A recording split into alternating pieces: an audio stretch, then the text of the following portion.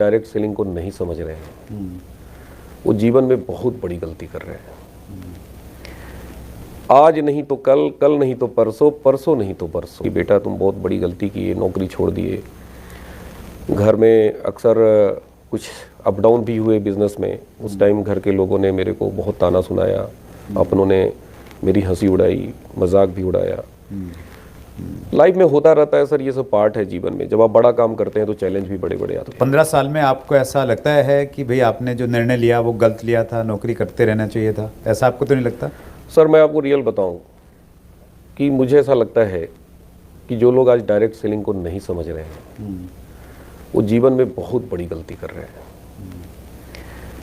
आज नहीं तो कल, कल नहीं तो परसों, परसों नहीं तो परसों। सर सबको आना है डायरेक्ट सेलिंग में। डायरेक्ट सेलिंग एक अलग दुनिया है, एक अलग सोच है, एक अलग विचार है।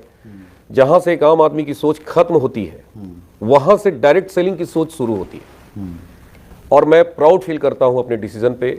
मुझे गर्व होता है कि मैंने ये डिसीजन थोड़ा डिले किया लेने में, मेरे को और पहले लेना चाहिए था।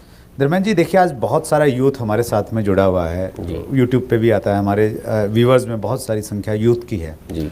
और यूथ बहुत कंफ्यूज रहता है कि वो डायरेक्ट सेलिंग में आए नहीं आए। कोई तैयारी कर रहा है परीक्षाओं की, बैंकिंग में बहुत सारे लोग जाना चाहते हैं, उनका ड्रीम रहता है, तो उनको आपका क्या संदेश है?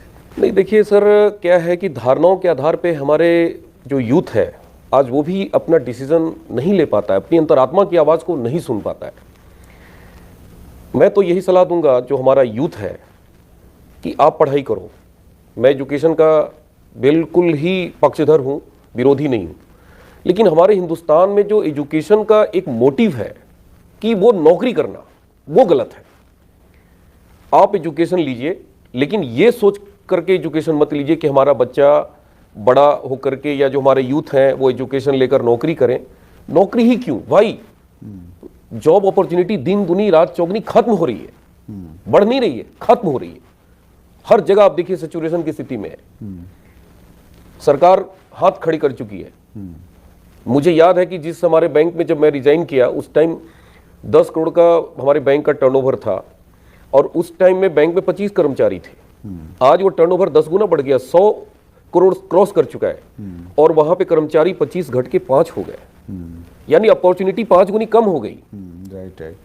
बिजनेस बैंक का बढ़ रहा है, 10 गुना बढ़ रहा है। क्यों भाई? कौन ऑपरेट कर रहा है उसको? कंप्यूटर ऑपरेट कर रहा है, मशीन ऑपरेट कर रहा है, एटीएम मशीन लग गए, लाखों मशीन लग गए।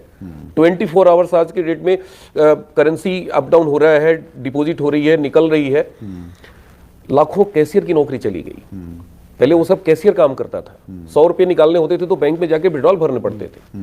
ऑनलाइन बैंकिंग शुरू हो चुका है, आप घर में बैठे बैठे 24 आवर्स आप मनी ट्रांसफर करते हैं। तो फिर कहाँ है अपॉर्चुनिटी, कहाँ है? क्यों उसके पीछे भाग रहे हैं? और यहाँ पे डायरेक्ट सेलिंग में एक बहुत बड़ी अपॉर्चुनिटी है जो कि लोग अभी समझ नहीं रहे हैं। सोचिए, there is no competition at all.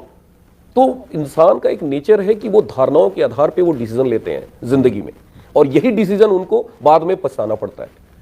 आज वक्त है, this is the golden period of direct selling.